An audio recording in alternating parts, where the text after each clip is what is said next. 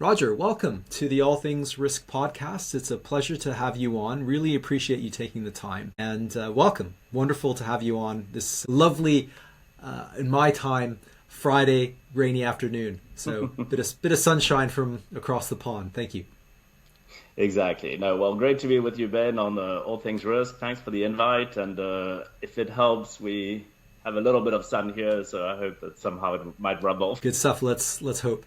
So, look, we will get into a range of stuff. And before we do, congratulations on the definitive guide to thriving on disruption. I'm thoroughly impressed. Really great piece of work, and we'll talk about it. So from the outset, congratulations. Really good piece of work. Before we dive into all of that, though, it would be useful if you gave my listeners a bit of background around who you are, what you do, all of that good stuff. That's great. Well, thanks for the support, Ben, on the publication and that. So I'm Roger Spitz. I'm born in South Africa. So I'm South African originally. Left there quite young and spent years as a kid in different countries, including France and Monaco. So I speak French.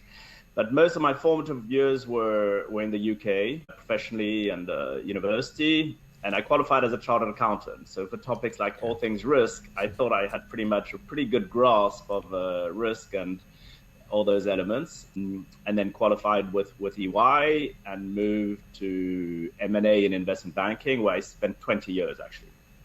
So for 20 years, I was a global head, well, not for 20 years, but for the latter part of the 20 years, I was global head of M&A for technology sector. So typically advising your decision makers, your C-suite, your boards, your shareholders on their most strategic deals.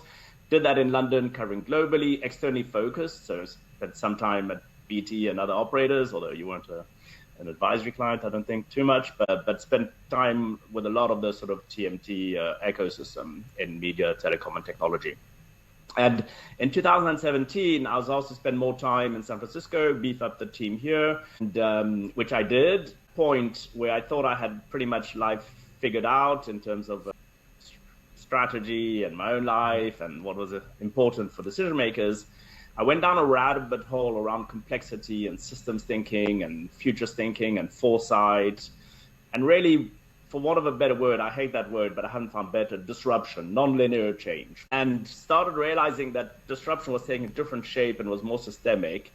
And fast forward to today, I decided 3 years ago to kind of move on from investment banking, to take a blank sheet, blank page, take on a few board positions, write a book, set up a foresight practice. I started really feeling that foresight and futures was an umbrella that captured well the interests I had. And when the pandemic hit, I kind of started talking a bit more from being an M&A stealth banker, because in M&A you really are pretty much stealth because everything you do is confidential and everything. I moved out and started talking about the things that were in the past maybe a bit esoteric around decision-making and uncertainty, complexity, all the topics that are dear to you as well, suddenly became zeitgeisty.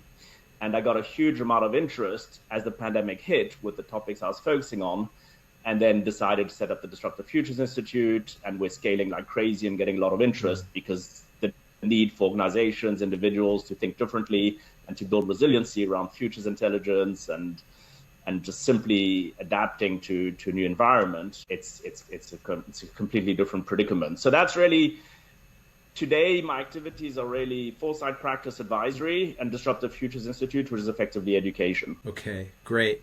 So what prompted you then the definitive guide to thriving on disruption? What is the kind of origin story? And of course, like when you call something the definitive guide, that's a high bar. And I dare I say you've met that bar, but that's a very ambitious thing to set out to do. So what was the origin story of developing a publication like this?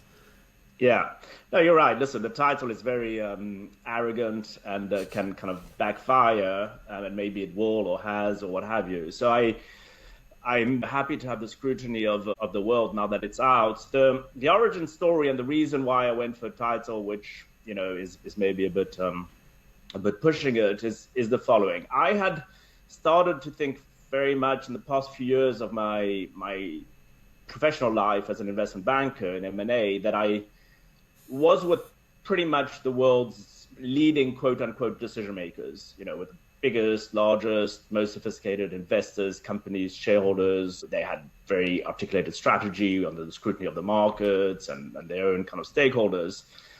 And you learn a lot, you pick up a lot.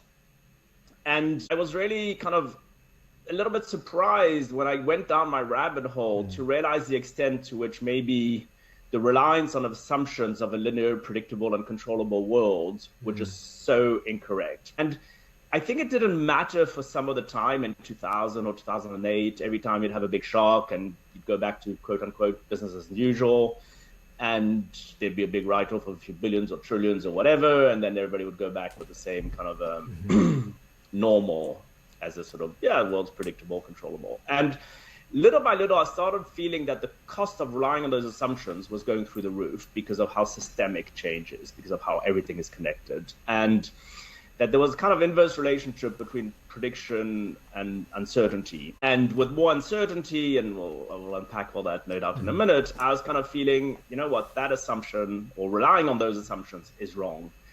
And companies and organizations and countries are getting away with it, but the cost of getting away with it will change. And as I started thinking about all that, my rabbit hole led me to probably 8 to 10 micro-learning courses, probably the best in the world for their respective activities, from Santa Fe Institute on complexity to, the Foresight Institute for the Future, University of Houston for Foresight Strategy, to the D School on innovation, to MIT on AI, and really just trying to kind of unpack the different constituents of change and connecting that with my own 20 years in boardrooms and with my new perspective as a kind of foresight strategist or futurist or whatever you want to call it.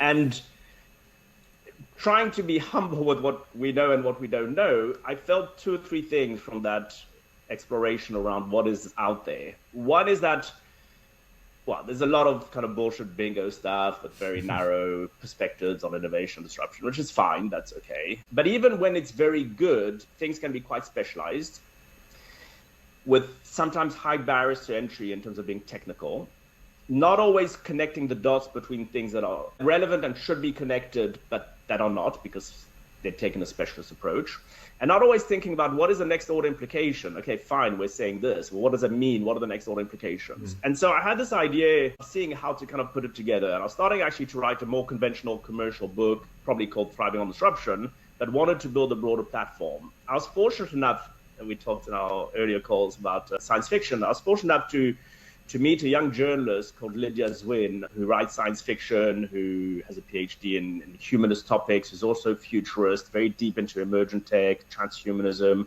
just very different perspectives, a few decades younger than me, different perspectives. And I kind of asked her whether she'd be happy to kind of support me in sort of creating this kind of platform, this idea, scoping out what would be a broader than just a book.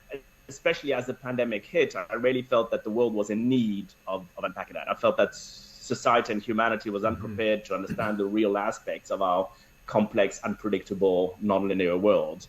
That the velocity and the trajectory of change and systemic transformations were probably accelerating. That the public and private institutions, whether it's education, governance structures, leadership teams that were meant to kind of protect and guide us, were maybe failing society and humanity. And that while the pandemic didn't create our unpredictable world, I mean, you also focus very heavily on this and have done so for a long time, it did set off a chain of events, or at least set a spotlight on things which maybe people didn't kind of fully realize. And so putting all that together, I really felt that there was a need to approach this quite holistically. What does it mean for leadership structures, for governance structures, for incentive structures, for education?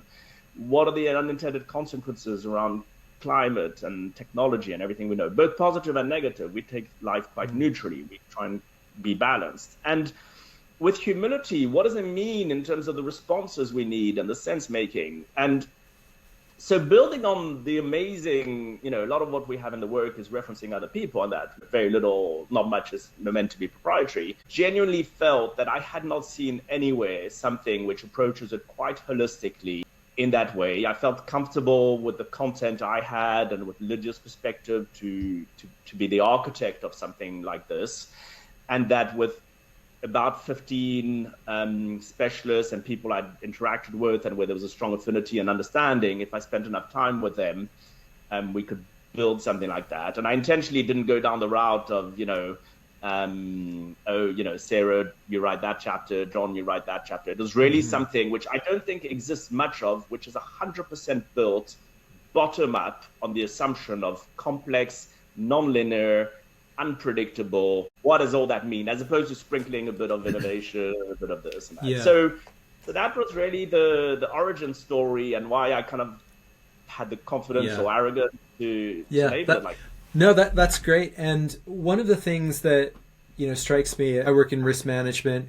Every time I see a bit of thought leadership coming from a consultancy, like particularly the Big Four, but any kind of consultancy, it always starts with, in our increasingly interdependent, uncertain world, and VUCA and this and that, and all of these are terms that get thrown out, but no one really understands, and more importantly, gets to some practical things, practical implications and different ways of doing things.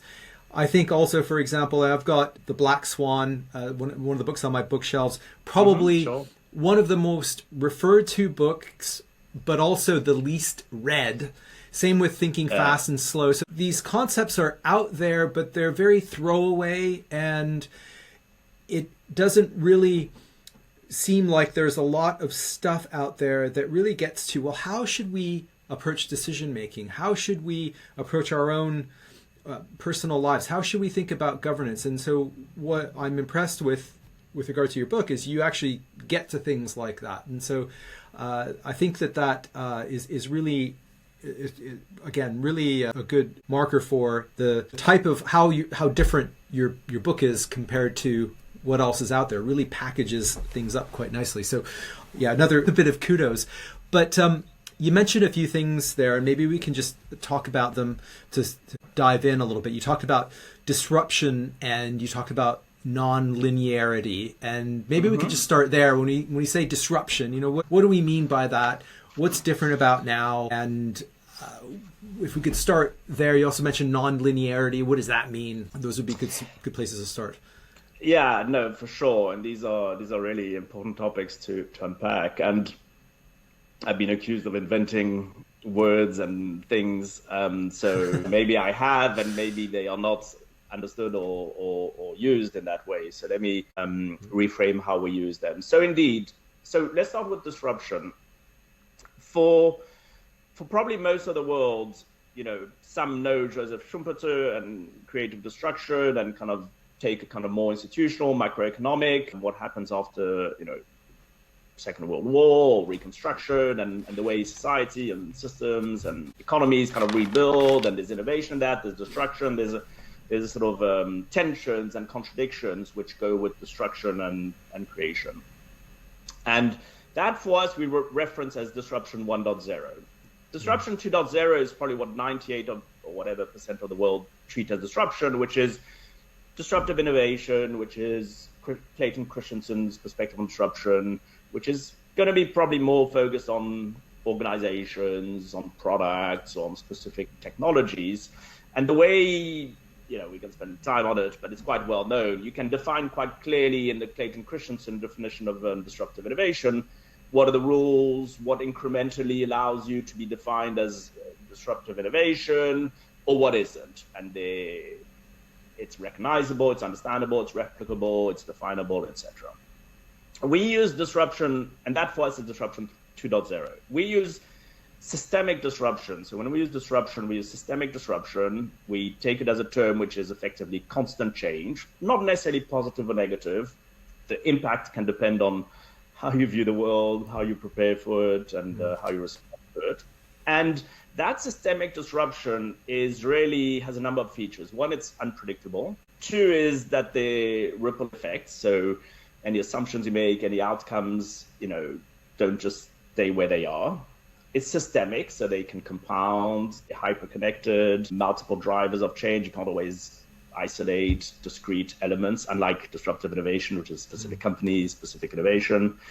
They can be inflection points because the trajectory is probably going to be of an exponential nature. So we'll come back to that in a minute. But the nonlinear, we can talk about it now. So effectively, change is slow until it isn't. And so that nonlinearity, that exponentiality, the big implication is really that basically the inputs are amplified or non-proportional to the inputs. So it works both ways. You can have very positive things with social media, however bad social media can be. It allows certain voices and change to affect and reach a large number of people. It can also be very damaging things. So that idea of nonlinearity means that you can't, assume that a given percentage of risk or a given specific element, that the outcome is proportional to whatever that input is. Of course, this intimately, just doing that for your listeners and for those who are less familiar with that. And then it links slightly to an element of risk as well, as in what one calls super cats. So they're rising super catastrophes, the spillovers of events. So you can't just, again, look at things in isolation, but how they now come. And I think concrete examples of that are unfortunately very easy to find on the negative side, whether you're looking at the energy crisis, the Ukraine war, or climate events. It's never just an isolated event. It then translates into food insecurity, energy crisis, human migration, and all kinds of things which have significant knock-on effects. And so that idea where there's an increasing cost of relying on assumptions because our world is not linear, stable, predictable, comprehensible, that idea is basically what we talk about as systemic disruption, and which we refer to as disruption 3.0. Okay, yeah, that's a great way to start. There's a lot of really good stuff there. You link this into, you mentioned this as well, flawed assumptions that we make about the world. And I suppose it's almost human nature to want to put things into boxes. So to isolate the Ukraine war from the energy cost, inflation, climate change, these things are interconnected. And so what have you seen where decision makers aren't able to grasp this and organizations aren't really able to make decisions in a way that really takes into account the nature of disruption 3.0? Yeah, so the way I look at it, and honestly, it's an interesting kind of, for me, to take my own life as an experience and as kind of, because for pretty much most of my professional career, I would not have understood your question. I'd have thought, well, these are world leaders, they're running the best companies, everybody understands these topics and takes them into account. And it's only when I kind of started understanding foresight and futures thinking, and also some of the things we just talked about systemic disruption. And then you start unpacking what organizations, how they're cabled and how they're organized. And I think there are two things that are happening in terms of, if I understood the question, in terms of how or why are organizations not able to kind of have sense-making, decision-making, and responses that take into account systemic disruption. And why would that be the case if that is so prevalent? Why wouldn't they? And so I think there are a number of things which are, the assumptions that organizations and people make, and they're relying on the assumptions. But if we were to dissect it, I think there are two big factors happening. One is a lack of appreciation of risk, as simple as that. I think you, for sure, many of your listeners, but will know that risk is effectively, the outcomes, the variables, you have a sense of the occurrences. So, how likely are you dying from lung cancer if you're a smoker? How likely are you to have an accident, or if you're driving at a certain speed? So all the potential outcomes are known, and the likelihood of occurrence of those assumptions are known and measurable. So that's highly predictable. That's fine. And in that context of known knowns, or to some degree known unknowns, you're okay with that. A lot of organizations are cabled like that. Now, then there's another debate, even with what calls risk, whether one's really responding in the right way or not, or whether you sometimes, that's another matter. But generally, risk is kind of more manageable. Then you have uncertainty. Now, uncertainty, you know the future events, but you might not know the occurrence. So that might be, for instance, will China end up being the number one economy in the world? And here the probabilities of the occurrence of each specific event are not known. So you might have sort of, the risk is you throw the dice, fine. The uncertainty, you might have one future state, will China be number one, second future state, third future state. And while you might not know precisely the probability or even be able to probabilize each of them, you have a sense of those three future events. Now, with deep uncertainty, which is one notch up from risk, which is uncertainty, and then with one notch up with this uncertainty, you don't even know the future states. So you don't know the events or the occurrences that might arise. You clearly can't probabilize them. You don't even know if they're happening or not.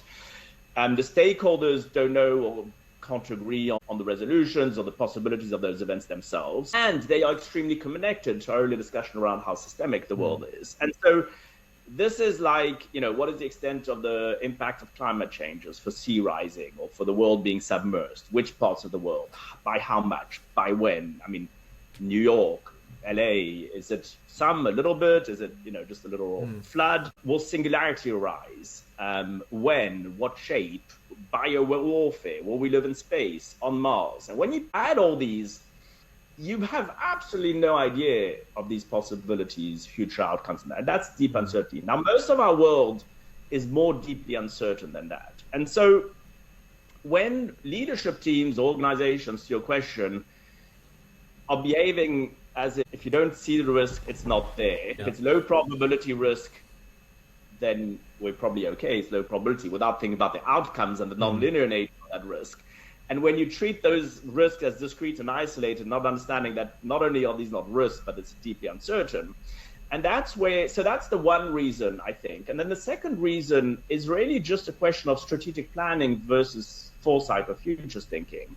Right. And we can unpack that if you want, but just I think that's it. Yeah, I think that'd be a good thing to unpack a little bit here, because you mentioned futures thinking, and it links back to the question about sort of linearity, because I see a lot of decision makers making decisions based on a kind of a linear path. This is what's happened, and then using strategic planning, which is also based on kind of a fixed variables, linear assumptions, things like that. And you're talking about something that's different, and that I'm not sure that a CEO of a FTSE 500 company really understands. So if you could just talk about that, I think it'd be a good time to talk about futures thinking versus strategic planning. Yeah. So let's talk about that. And before doing so, but it will give the right framing, I'm going to refer to of course, what you and many of your listeners will know, but just for those who don't, and just to frame it in context, Dave Snowden's Kinnovan framework. And it's that distinction between complicated, where you can have known unknowns, you can rely on experts, and you can understand ex ante the outcomes of change. It's linear, it's more controllable. And in that context, you understand, how to send, however complicated it may be, a probe to Mars. You understand how to build rocket launchers. You understand how to, where to drill, what you require for whatever exploration, etc. So that's kind of, you can rely on science, the known unknowns, and etc. The consideration is that a lot of our world is complex and linked to our framing of systemic disruption. If we take the language and the parameters, he's not the only one who talks about complexity, but I really like Dave Snowden's Kinnovan framework. And the distinction with what we just described of complicated is complex. So complex, what's different? It's nonlinear instead of linear, so the outcomes can be disproportionate. You don't necessarily know beforehand ex ante what the outcomes might be of a specific course of action. So it's emergent. You need, to a degree, trial and error and emergence to then discover how that evolves. You then need to know how to either amplify or reduce certain actions as to seeing where they bring. There are multiple drivers of changes and possibilities, and not just one. So that's going to be, for instance, the Amazon River. If you move the river slightly or build a resort, what are all the impacts of that, not easy to simulate. It's not the same as, however complicated it might be, how you send a probe to Mars. And so that complex environment is the one we live in, which has the features of what we call systemic disruption. Now, what does that mean for strategic planning versus futures thinking? Often a strategic plan will, first of all, be thinking shorter term horizons than futures thinking. That means probably the next few months, the next quarters, 2-3 years. Now, with exponentiality and with certain drivers of change, and when you think about the next order implications, they may not materialize within that time frame. Of course, it's not an accident. Incentives determine outcomes, as Munger says. So if the governance structures, the leadership teams, the terms of leadership, the duration, the incentives are built in a certain way, people will focus on specific timing, which is shorter. They often focus on milestones, a strategic plan, instead of thinking about an emergent behavior. You're looking for the answer because you're constantly thinking, let's get a specialist, let's get someone with experience, there must be an answer. Great if you're in a complicated environment and they're unknown knowns. If they are unknown unknowns and it's emergent and there are not necessarily any right answers beforehand, well, you should maybe be asking questions instead of seeking answers. You should be looking for questions to ask yourselves as to why not, what if not, so what, as opposed to finding answers. You're going to behave in a strategic plan as if you have that comfort that the world is controllable, linear, that it's stable, that it's contained, as opposed to systemic, non-linear, complex with spillovers. You're going to be able to think that you can model uncertainties. The reality is that it's not by modelizing something, or you can model every single piece of data in the world. You don't get rid of uncertainties because you modelize them. The strategic plan is looking at a strategic plan often, or variation of it, or plan B or plan C, but you're not looking in earnest at multiple futures, multiple possibilities. You're having a deterministic view on the world. If I do A, B will happen, as opposed to thinking about indeterminacy and what that means for decision making. And you're constantly just analyzing data, processing it, absorbing the noise in it, instead of picking up early signals or things which may have less data, or really making that distinction between noise and that. And so that's really, for strategic planning, focusing on predictions and assumptions and relying on those assumptions, as opposed to thinking about accepting uncertainty and the plurality of the world. So foresight and futures thinking is really that. Its origin is, in the 1970s with Herman Kahn and the Rand Corporation on the kind of more institutional side, when the world realized after World War II that the end of the world was a possibility, that you need to build in things which might seem unimaginable.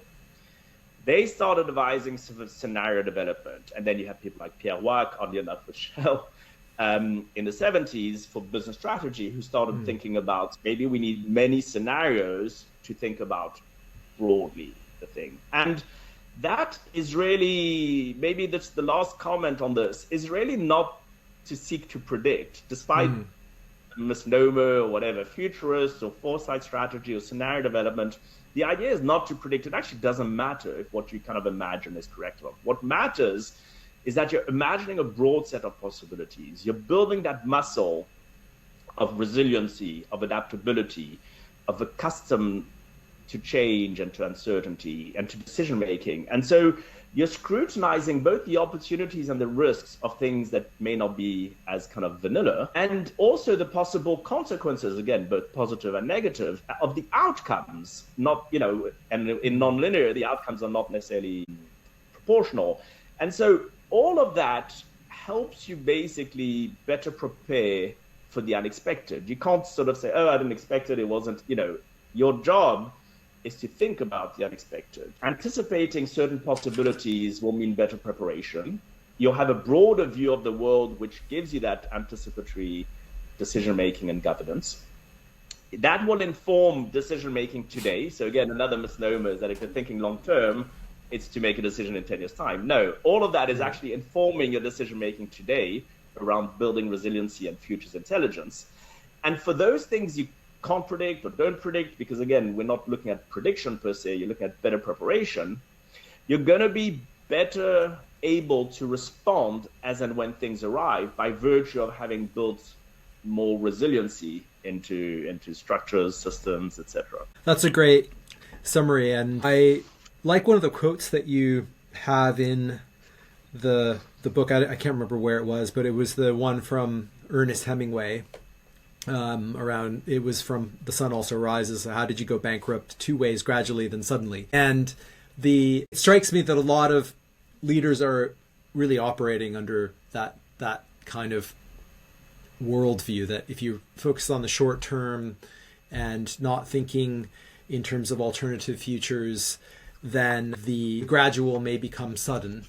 And maybe that's, we can talk a little bit about, maybe that's a feature, not a bug. You talk about incentives. Maybe everything's sort of designed for short-termism. But but anyway, it's a very useful way of looking at the world, and it reminds me of a quote that the future is plural, right? The future, it's futures. Yeah. No one really knows, and it's kind of a fool's errand to try to predict. So that's really useful. And I'm wondering if we could also just touch on, you mentioned that the constancy of disruption, that, it feels like we're at a time historically where, we've had the Russia-Ukraine war, COVID, before that in the US there was Trump, and we've had Brexit here in the UK, and so many things that, it should appear by now that this is just the world in which we live, right? That there'll be another thing, and it will look probably different from the last thing. And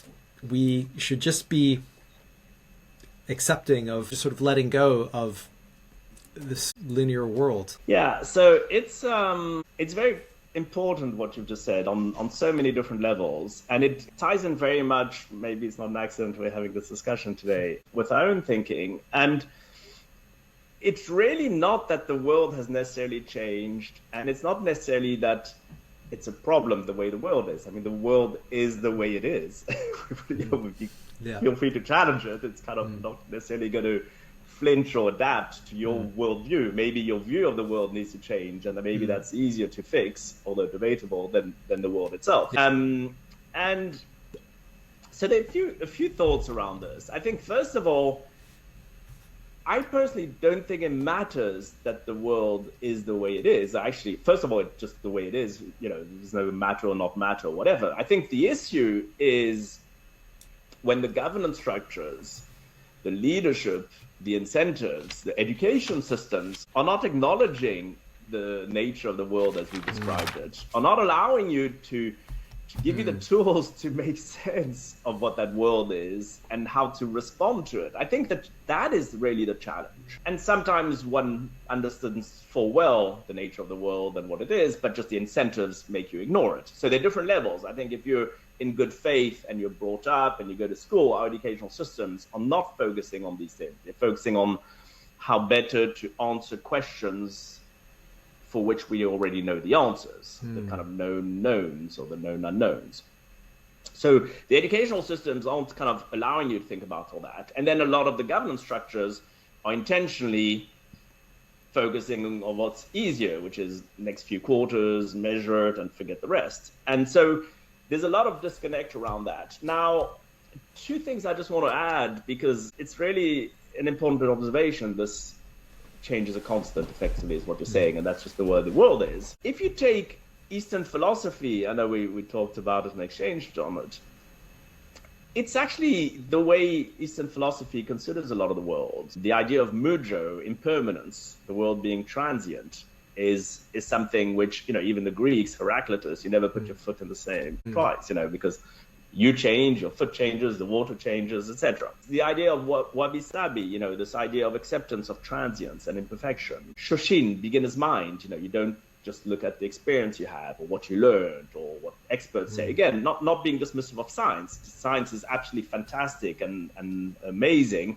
when it can be applied directly and have all the answers. At other times, it's still emergent, however scientific and robust and important. Yeah. They may not be the old answers. If I just may stop you there, because it's one of the things that I've had conversations on this program around as well, in that I don't think that science is antithetical to what you've just talked about, because I think there's an important part of science sometimes we forget, the scientific method, and that's the formulation of a hypothesis. And where does that come from? And that requires creativity and lots of things that make us inherently human. And how do you find that hypothesis before you test? And it's not just a rigid thing. So all of this is to me, it meshes very well with the scientific method.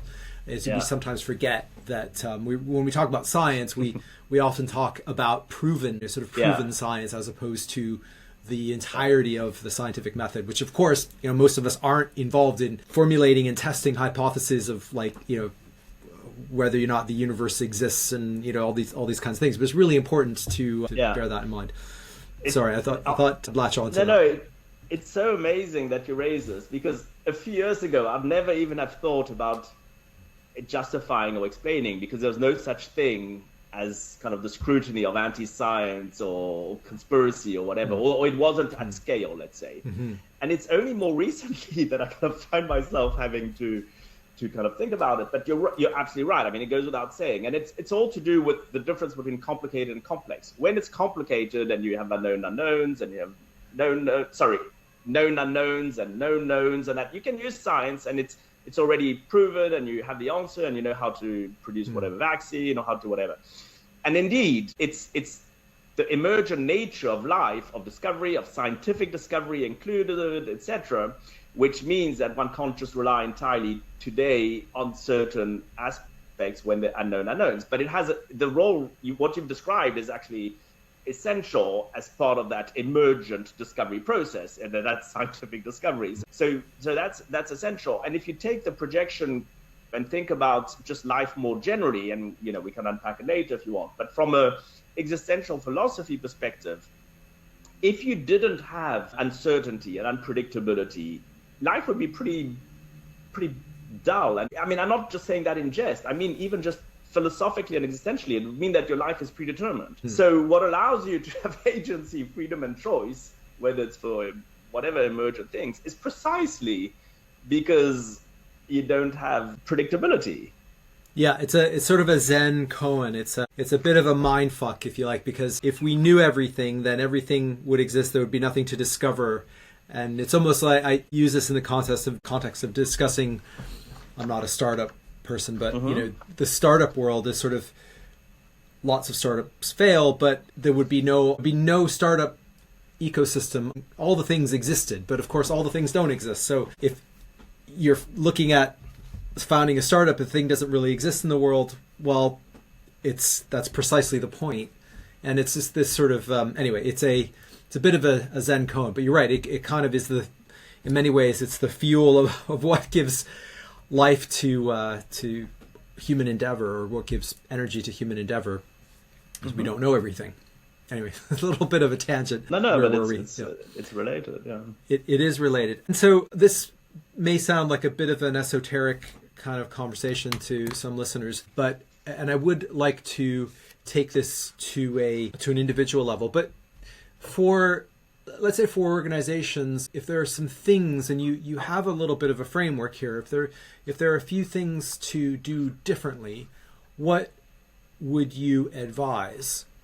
How does one thrive in this environment? If you could just talk, maybe you have this sort of high level framework, you call it AAA, or however you describe that. Maybe you want to take this somewhere else, but how, for someone who's listening up until now and they say, well, this is all interesting, but it sounds all very theoretical. What should my organization do? What should I do? What are some just practical things that I can start doing and thinking about? Yeah, no, for sure. So we do have a framework which we put an acronym on, and we're not the only ones, and not necessarily just trying to be marketing. But the idea is the following. The idea is that, and again, to our earlier discussion around the origin story, a lot of publications or peers or thought leaders or what have you can be quite focused on a specific, this is the futures thinking method, and this is anti-fragility, and so we went quite broad, and we thought, well, what are the ingredients to basically making sense of responding best and decision making in the context we described?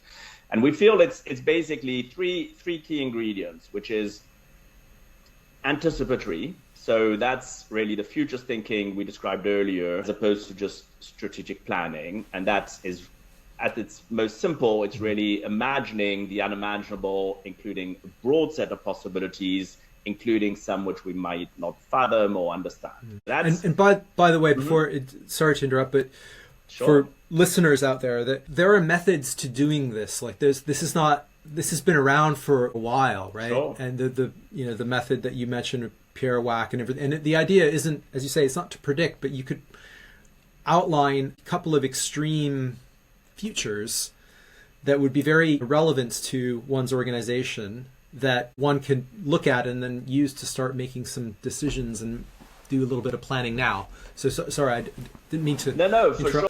No, you're right, because it's not a well-known kind of subject matter. So not only are there methods, it's at least, you can go in a structured way at least half a century and more if you take it in a broader sense.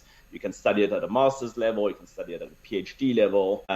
So foresight, strategy, and futures thinking is is a real field with a lot of work done on it, and a lot of very books and people, and we touch upon it in a meaningful way in our work as well. And so that's really foresight strategy, being anticipatory. So thinking about the future. So it's longer time frames, broader, deeper, and thinking about the next order implications, and then thinking about how that informs decision making today. So that's one element of the AAA, anticipatory.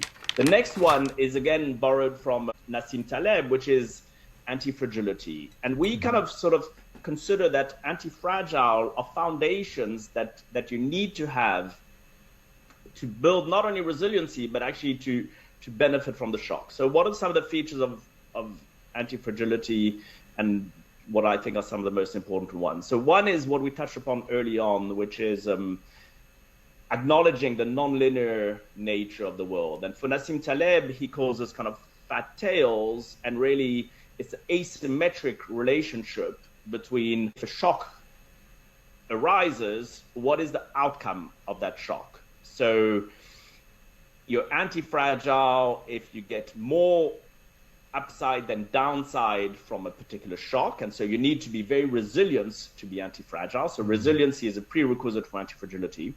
You're fragile if from a shock, the outcomes are amplified. So let's just give a very concrete example.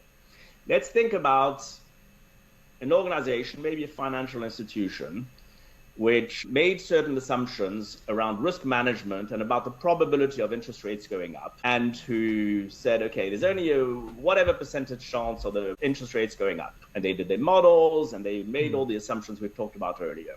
And suddenly the interest rates go up a little bit more in an asymmetrical way. Well, guess what? Silicon Valley Bank, within 24 hours, it was pretty much out of business. So this is what we're talking about with fat tails, to use Nassim Taleb, or anti-fragile. And then there are many other things we can unpack, but a lot of it is to do with assumptions, with linearity, with what we've talked about. Have anti-fragile foundations versus fragile. Think in longer time frames. And then the point is that you need the agility to reconcile the longer term vision with today. So our third A is agility to zoom in and zoom out between longer time frames, because ultimately only the present exists. And so you need to discover how to emerge, how to go through trial and error, how to have the diverse perspectives of discovery process, whether it's scientific or strategic or emergent or whatever it is. You need that emergent and strategic agility. So our AAA is think long term, have anti-fragile foundations, and have the agility to emerge today in an environment where you don't have all the answers, where they are unknown unknowns. And that's it. I might add actually two enablers to the AAA, which we think are quite important. Yes. They're more kind of catalysts as opposed to the foundations of the framework, which is alignment. If you don't have some kind of alignment, it's going to be difficult to get people to buy in.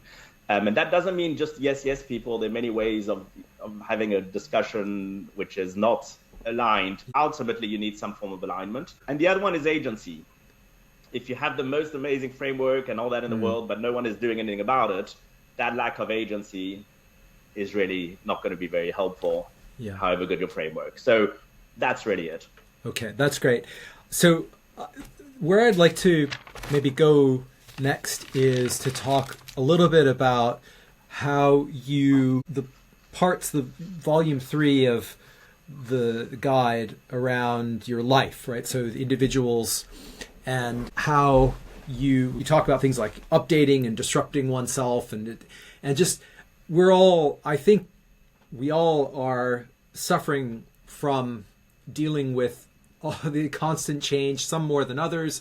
Some are really thriving, but if one looks at what's happening in the news with things like mental health due to social media, or younger generations that are really in perhaps a tougher place economically than their parents were, just some examples of some indicators that seem to suggest that individually we've got all this stuff going on. And let's not forget that our brains are really quite primitive compared to the technology that we are using and dealing with every day. So if you could maybe walk through that section of the guide a little bit, I think that would be quite helpful. And then maybe we can take it from there and maybe either zoom out or talk a little bit about AI and things like that. But I think that would be a good place to spend a bit of time. But thanks for raising that, because at the end of the day, society, humanity is composed of individuals. And so if we don't bring things back, not just to the human level, but to the individual level, none of what we've talked about kind of helps. So again, one of the reasons why we took comfort or whatever, or naivety in calling it the definitive guide, is that in looking at all this, we needed to think about the individual. So volume 3 is called Beta Your Life, Existence in a Disruptive World. Now, don't get me wrong, we're not taking lightly on the theme thriving disruption, that it's all great, that all the technology disruption is fantastic, that everybody's doing great, etc. No, we don't use disruption in the sense as I said that it's the great startup messing everything up. We consider it just to be a description of the nature of the world. So the world is what it is.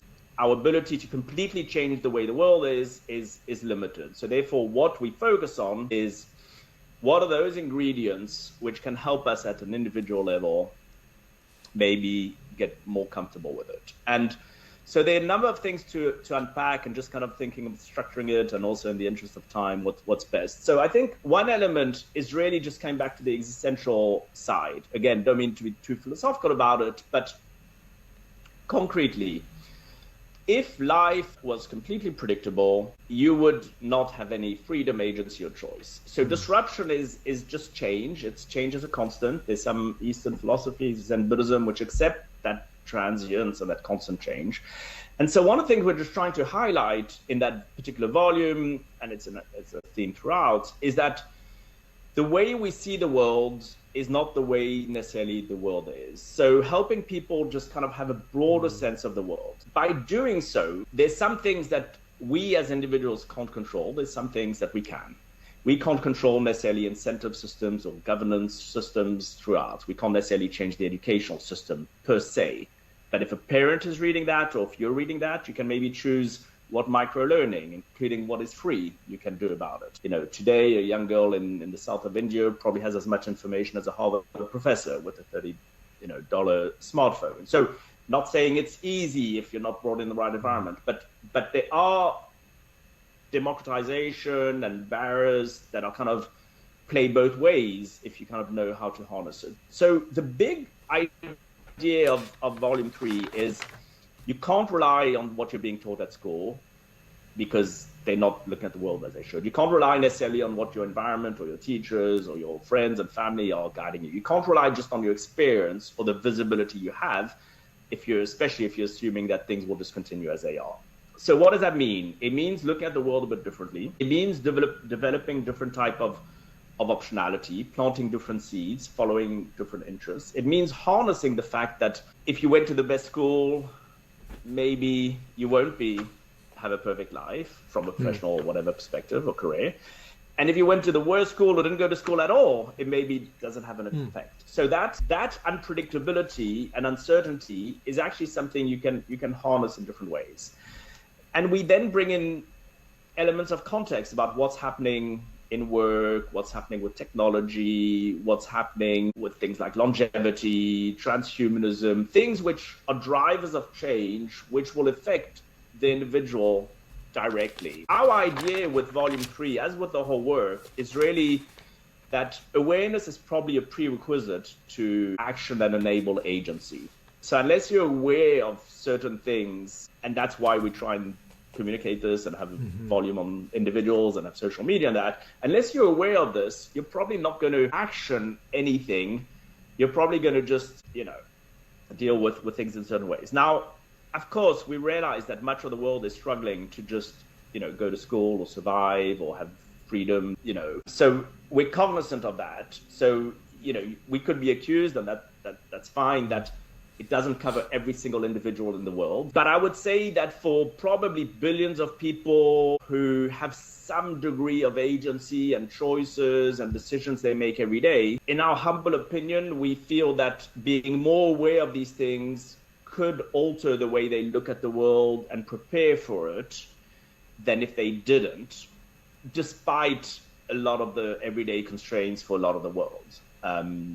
And you hear stories every day from every part of the world from some of the harshest conditions. So we feel that there's a kind of amplifier effect. If more people were aware of that, it would be less maybe of the exception that people are taking different paths. They would kind of realize that maybe taking a different path is actually survival in today's world. Relying on just the kind of cookie cutter or playbook or whatever kind of experience or educational system one has is not. So it's really just kind of unpacking that as best we can, try to, have lower barriers to entry than technical books. I'm not saying it's perfect. It's, it's still difficult to read, but it's all relative degrees of difficulty. We're not trying to be dogmatic or technical. We're trying to give a lot of practical examples and also provide a lot of resources if people want to learn more. Maybe it leads them to a movie, a TED Talk that's doing a much better job than our 200 pages on whatever topics. It's really just putting all that together, but focusing on individuals' agency. Yeah, it's a very, there's also that Buddhist thing about attachment, right? That I think we get very attached to the past or a certain future or a certain thing. I think a lot of the drivers for some of the divisiveness we've seen in the world have to do with attachment to maybe a past that didn't even really exist.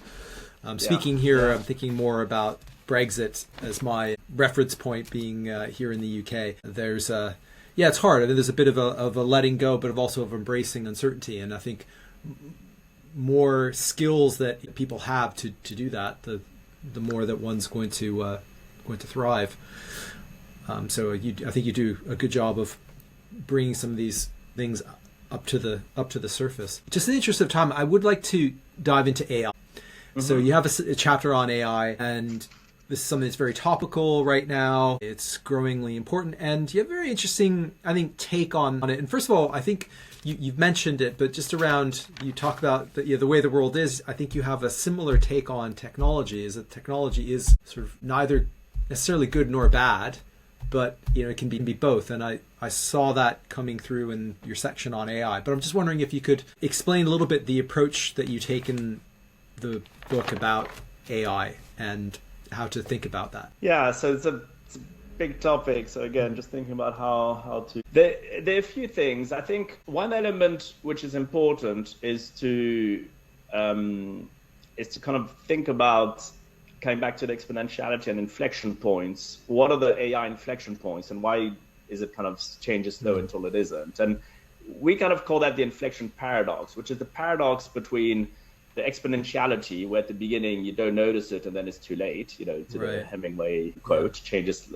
how did you get poor, gradually then suddenly. But the other important thing that plays against that is really Amara's law, which is you tend to kind of overestimate and overhype innovations or technologies early on, and sometimes underestimate the impact longer term. But the combination of the two means you miss things. What do I mean by that? If you take, the metaverse or AI, the real changes were slow and not noticeable, and it became, a bit exponential. And then you're kind of just missing some of the hype things about AI. Oh, it's not intelligent, it's not this or whatever. And those put together means you kind of suddenly wake up and the LLMs and all that, and you're like, oh, okay. But if you kind of think about the signals, the huge progress with both image and language a few years ago were an inflection point for AI. And we miss it because of that inflection paradox. Now, that's point number one. Point number two, the special nature of AI, which is why we treat it differently from technology, is that it's the next battleground for decision making. In other words, it's really a way of decision making being made autonomously, potentially at scale, and the impact of humanity on that. And we're not just talking about, the discrimination, which we know about, many fantastic books written about. We're not just talking about, algorithms determining your mortgage and that. We're literally talking about the fact that decision making was almost humans' exclusivity for a lot of the history, and that today our existence is in existence in the technological world. So we have to look at both our existential and technological condition. Within that, we don't have exclusivity on decision making. And so if that AI is determining outcomes on our behalf, then basically it's suddenly reducing our agency. Now, and then there's a piece around the AI race and supranationals, and that's another topic. But if we come back to the individual, which for me is really the most important thing, if we then add to everything else we've talked about around systemic change, around machines learning fast, and machine learning, and processing power, and costing less and less, and all the sort of drivers of technological change, basically machines are continuing to learn fast. Now, today in a complex world, again, if you take the complex versus complicated dichotomy, machines should not be good at complex either, because you can't establish the outcome ante. It's nonlinear, so the correlations and all that may be of no use, etc. But it is emergent, because machine learning is emergent. And so the way we unpack it is that the most important thing with AI is really the human agency. Coming back to the topic of volume 3 and our key theme, the human agency. What as humans are we doing to understand the nature of the complex world, to understand how we make decisions in uncertainty and unpredictability, to upgrade our educational systems and governance systems so that we are better able to understand and make decisions in complexity. If we don't, we're basically having to delegate our decision-making authority to machines because we're no longer as comfortable or able because the world is too complex. Don't get me wrong, we're not saying ethics isn't key, we're not saying the writing's on the wall, AI will become whatever. We're just suggesting that with, of course, the right debates and initiatives around ethics and everything, the debate around only will computers be super intelligent, when will singularity happen, what is the date, is a dangerous debate because it's pushing aside what should we as humans be doing to remain relevant in light of whatever's happening around technology and AI. And so I see a lot of people, even people I respect, who are, critiquing the Hararis and all the scaremongering around AI, saying, no, they're just machines, we're more intelligent, we have agency and all that. Yeah, we do today, and we have an edge on computers. But what are we doing with computers that are learning fast to maintain that edge? What are we doing to adapt?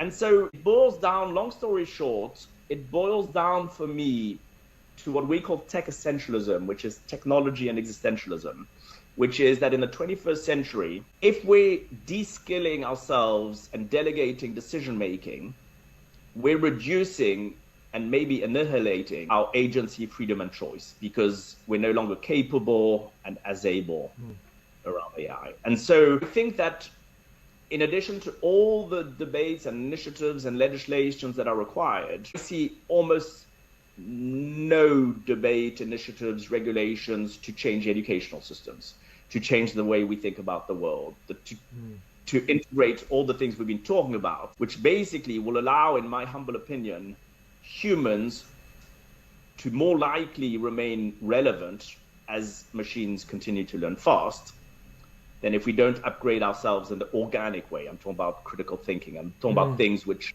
our educational systems, the way we're cabled, aren't kind of perfect. And so I'm just a little bit concerned with there's no shortage of debates by the brightest minds, but I'm not seeing a huge focus on that topic of human agency and the changes required for society and educational systems. And when there is a debate, I'm not seeing any kind of action around it. And these are not either ors. It's not instead of ethics. It's not instead of other regulation. It's in addition to realizing that that is the thing that we probably have the most ability to shape how we view the world, prepare for it, and respond in the context of what's happening to AI. Yeah, that's very interesting. You reference a piece of research around the David Deming, the growing importance of decision making on the job in that section. Right. Which I kind of latched on to because the ability to work with AI as humans is, I think, quite essential. And I do think, and I do see a lot of shortcomings in how humans make decisions, organizations, and I think it's a very relevant point. Is that what you're referring to with regard to the educational system and teaching skills such as thinking critically and being able to work with technology in a collaborative way, or was there another reason why you included a reference to decision making? No, I think it's all of the above, right? It depends on what point you are at in life. I think when you're kind of younger, it's thinking about models like maybe Israel, like Finland, like why are those countries more innovative? Why what's different in the educational system? Why is Israel have more patents per habitant or more breakthrough R&D than any other country in the world? What's different in terms of the way they're cabled? What's different in terms of the educational systems? And one thing you notice, there's a different line between military and civil in Israel. And one thing you notice is that, however good the Stanfords and all that are in the world, they're still focusing on becoming even better at mastering the things we know, and answering better questions which are articulated and which have known answers. How much is focused on completely unknown, never seen before, etc.? How can a tiny country with less than 10 million people like Israel in the early 90s realize that cyber was an existential risk and become the world leader in a technology that didn't even exist, that's changing every day, that needed to be defined, and give 16, 18, 20-year-old kids the ability to kind of be tuned into that and to develop that industry better than anybody else in the world? What are those ingredients? And so it comes back to the complicated versus complex. A lot of the educational systems are focusing on known knowns, known unknowns, developing expertise, specialists. Not only are they siloed, but they're also specialists, not necessarily connecting the dots with other things. What and are then some everything on the complex, then that's not necessarily being done. And so the complex is the educational system, which is whether it's decision making or sense making or critical thinking or whatever it is, that where there are unknown unknowns. Sorry, Ben, I didn't mean I was just going to dive in and just ask, what are the things that educational systems should be focused on, which you just mentioned right there. Yeah. So listen, again, I'm not an educator per se, although I guess I am in a sense, but, spoke to probably 100 plus people all over the world. We had very, different perspectives from the Minerva School in San Francisco, different models, Finland, Israel, all kinds of different countries, and why some of the best schools in the world, like Singapore, they might have the best mathematicians in the world, but why they don't have the kind of edge in terms of innovation and that. And so there are a number of things. I think one is really just understanding the world as it is, so what we just described, not relying on assumptions, not relying just on expertise, etc. Number two, and that's linked to critical thinking. So it's critical thinking, unpacking assumptions. People love to hate Elon Musk, but and I have no view other than I'm a fellow South African. But it's interesting how, you had Airbus and Boeing who were producing launchers for a certain price, which meant that they weren't commercially viable at scale. What is critical thinking that allows you to realize that actually the cost of building a rocket is only 5% of the total cost that Boeing and Airbus do it. And it's not because they were cheating the DoD or anything. It's just simply because that's what they've always done. Those are the experts they relied on. When you kill all the assumptions, and when you take a blank page and when you apply Shoshin, beginner's mind, what does that look like? And that muscle it's the difference between innovation and invention, right? Instead of incrementally improvements, instead of building on knowledge, it's when things don't exist, when things are impossible, when they're unknown unknowns. That's what you need for complexity, because they're unknown unknowns, because climate, because our societal challenges, because technology are situations which are unprecedented. And so if all we're building is the capabilities to incrementally think better, answer better known questions, we don't have the inspiration, imagination, the improvisation, mindset of achieving the impossible that goes with that. And then you have things with trial and error and failure. Talk about risk management. It's your expertise. What happens in the US if you're worried that your kid falls and cuts his finger, that he's going to be sued by the school, by the playground, by the planet because he cut his finger, versus in Israel where, 10 kids will go to a junkyard, break their leg, build stuff, or and do all kinds of random stuff. It's that difference between trial and error, experimentation, emergence. And it comes back to, because that is our context, that is where we need to make sense, decide, and respond to events. That is the challenges we have are complex, they're deeply uncertain. And so somehow it closes the loop. I'm going to make a final comment on that. Your question, I think, was, what does education need to be? And hopefully I've touched upon some of those things. The one final comment I want to make is just for those listeners who are less versed in systems thinking and how do you actually affect change in these complex systems we're describing. Worldviews, assumptions, and education is the highest lever for change. It's stronger than incentives or structures or regulation. So coming back to our starting point, which is what is our environment? What is the world? How do we resolve our most complex problems? Unless we address our worldviews and our assumptions and education systems, we're missing out on the biggest and strongest lever for change. Some change is ineffective, and even effective change, not all change has equal impact.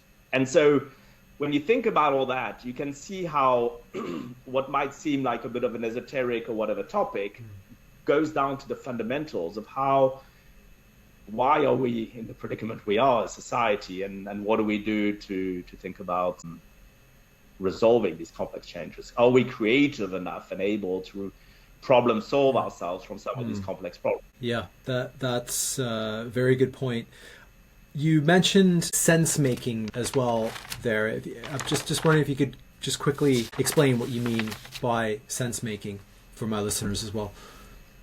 Yeah, it's a word which, again, people like Dave Snowden unpack in a very detailed way in the Kinnavan framework and that. But we use it as much as in that way as in just what one could imagine it means. So you have novel situations because of the unpredictability and nonlinearity of the world. You're constantly, or more often than not, having situations which are new, for which you don't necessarily have a set of answers or playbook to follow. So you can't rely as much on expertise or on experience. And therefore, there's a requirement to make sense of what that environment is. Even if it was complicated and you could rely on a playbook, you still need to make sense to say, this does seem to have the criteria and the features where I can just simply follow the playbook. Because it's not as if you can't rely on many situations on science and experience and playbooks. But at least by making sense of your environment, you'll maybe be able to filter whether you're in an environment where certain playbooks or experiences or expertise can help, or whether there's some that are more emergent. I think the danger is when you're chucking a playbook to something completely new, and guess what? It's the wrong playbook. And that happens, all the time, every day, even with inflation, with Yellen. We thought we could control inflation. We thought we had it. We thought this. That's fine. And that's a good playbook in a linear, predictable, controllable world. And I'm sorry, but the best economists in the most advanced, or one of the most advanced industries and countries in the world, basically had absolutely no idea where inflation was going, no idea where it would go, no idea how to rose there, no idea how to predict it, no idea how to control it. But they used a playbook which assumed that they had full control of it, understood it, and whatever came out of the model was correct. So it's important, that sense making, to know that maybe we're in an environment where there may be situations other than the one we expect.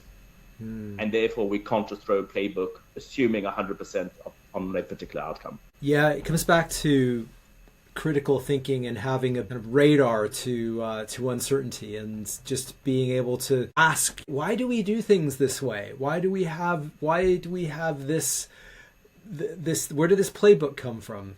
And maybe you realize it's a playbook for, I don't know, American football, but you're now playing soccer, real football. Yeah, soccer. Yeah, real football. Exactly. Yeah. No, good stuff. I'm just conscious of time, but I did also just want to touch on climate change and the climate, some of our challenges associated with climate. And you have a section on it, you have a chapter on it. And I'm just wondering if you could maybe provide a few thoughts around how would what we just talked about apply to climate change. Sure. So big topic. We'll try and kind of give two, 3 points of application. So I think the first one is that idea of tipping points, inflection points, critical mass, right? They work both ways. We talk a lot about the tipping points in terms of planetary and irreversibility and the dangers, but they also work for watershed moments where we can reverse the way organizations do things or industries operate, etc. So take the number of factors which are leading to phase out gasoline cars. That's kind of tipping point for the positive. So I think the first one is to kind of think about those areas, especially when they kind of positive action that can help the energy transition around tipping points.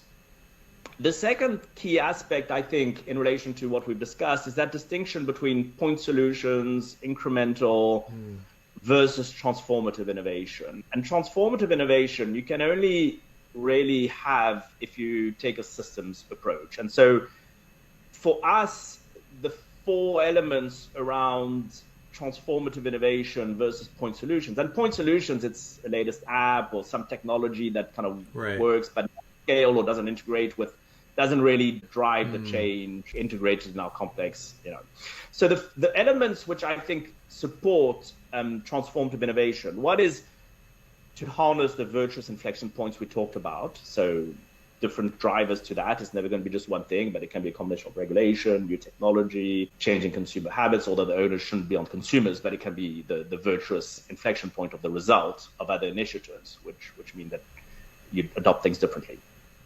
The second thing is, to avoid those point solutions, and therefore, from a maybe startup or technology perspective, not relying just on technology, but I think at the stage it's clear that you can't just rely on one thing and exclude technology from the equation of possible solutions, is to avoid what we call the commercialization valley of death. Well, actually, it's not our term, but which is, a lot of things work in isolation or not at scale or not integrated to the rest. And normally the valley of death for startup or new technology is, you don't receive funding or you don't prove it. I think the challenge with climate is that you can have all the funding in the world, you can have something that's proven in a controlled environment, but because of the features we discussed earlier, it's kind of more difficult to scale. So that's the second point, to avoid the commercialization valley of death.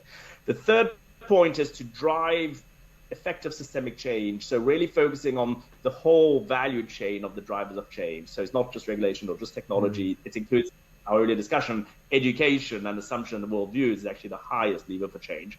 And the fourth one is building resiliency, understanding that you need resiliency in the systems. And so that means many different things. It's not the same for country or city or for an operator of hotels or for one's individual life, but how to build resiliency. And, I work with a company that focuses on futures intelligence called Servest, that focuses on climate intelligence. And climate intelligence gives a very practical dashboard unpacking what are the possible eventualities depending on your asset base or your footprint for these uncertain longer term events, but for which you need to make maybe certain decisions, investments or capex today. So those point solutions versus transformative innovation, it's really inflection points, commercialization valley of death, understanding and appreciating the levers of change in systemic worlds, and then building resiliency. And I think those, there's no quick fix. These are very complex problems, but at least acknowledging that and addressing that. So obviously a press release saying I'm doing whatever and greenwashing or whatever doesn't fall with anything effective. It's evident because simply those are surface events. So if you look at the levers for change, surface events do not really change anything. Or if it was just SEC legislation, it would be, transparency and disclosure and feedback loops. They'd be helpful, but not as strong as changing the structures and the governance and the incentive or the education that allows organizations to think differently about what they produce, how they produce it. Those are very good points. I'm just conscious of time, but kind of before wrapping up, I also wanted to ask you just a little bit about governance and institutions. And it seems like a lot of the institutions that we have, they aren't working properly for, kind of the digital age, sort of analog kind of institutions, whether or not we talk about the, post World War II institutions or national institutions. But institutions are important, right? And governance is important. And we can't do this, one set of stakeholders, if we're talking about climate change or whatever the global challenge is, one set of stakeholders isn't going to be able to fix it. And so, or get us to a better place. And so, slightly philosophical, but maybe let's just take it back to a practical. I was thinking about phrasing this question in more practical terms, in that if someone is listening to this and maybe they're a policymaker or maybe they have some role in institution building or something along those lines, how would they be able to use some of your work to and maybe apply it? Yeah, so it's key because indeed a lot of the debates is people are anti-tech, relying on tech for this or regulation, or not realizing that you need to intervene at the different levels of the levers for change. And of course regulation and governance plays a key role. So I think there are different levels to that, and we spend quite a lot of time, including with organizations like IBM and NASA and others, on thinking about some of these topics. I think it boils down to a number of things, right? So it boils down to, number one, thinking more futures and foresight than just strategic planning. So you'll find countries, like Singapore, Finland, Canada, and the US is improving it, the UK as well, but it's more capability than kind of throughout the entire government and systems are starting to have, foresight.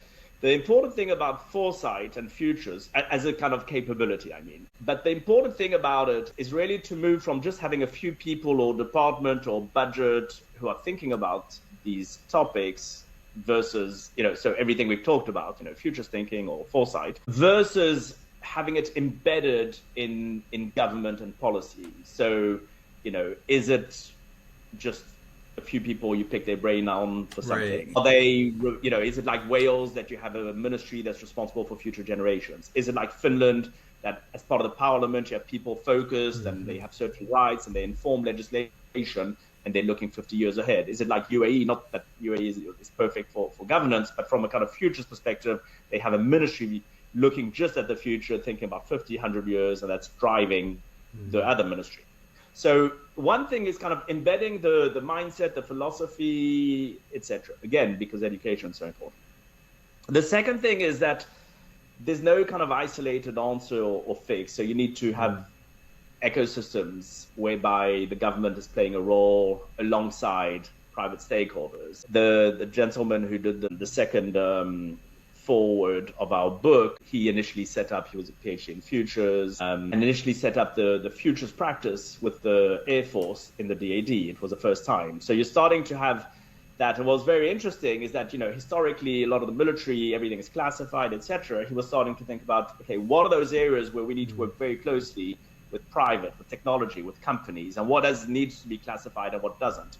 So once you have embedded that capacity, it's interacting with the rest of the ecosystems. And then, sadly, the third most important thing, and this is a tricky one, especially in the US, because lobbying is borderline synonymous with corruption, is really understanding that incentives determine outcomes. Yeah. When you have the rifle lobby paying senators and the legislation, which is kind of reluctant to whatever, we know exactly where that is. When we have certain 10 companies that are driving X% of the emissions and that are influencing through whatever think tank, and that becomes legislation.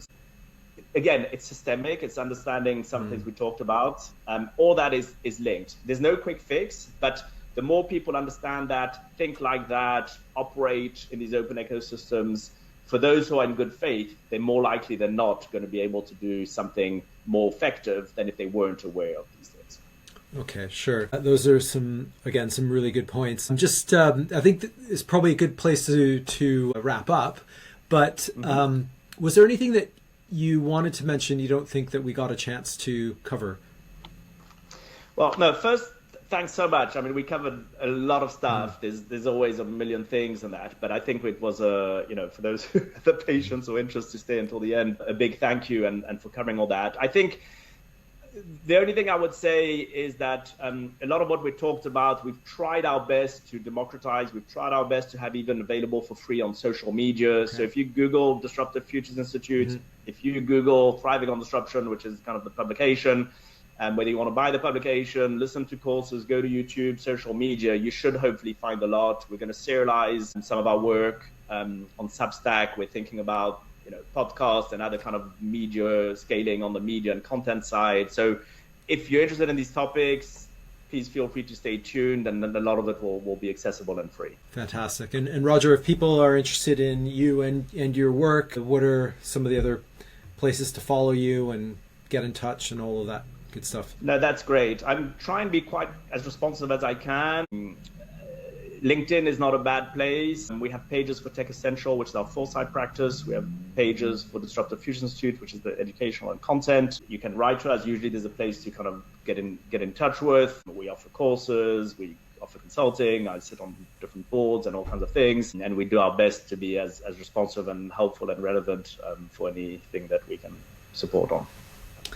Fantastic. Roger, this was great. I really appreciate you taking the time. Wish you all the best, and congratulations again on a great piece of work. Thanks so much, Ben. Thanks for having me, and I hope this is helpful for any listeners. I'm sure it will. Thanks so much.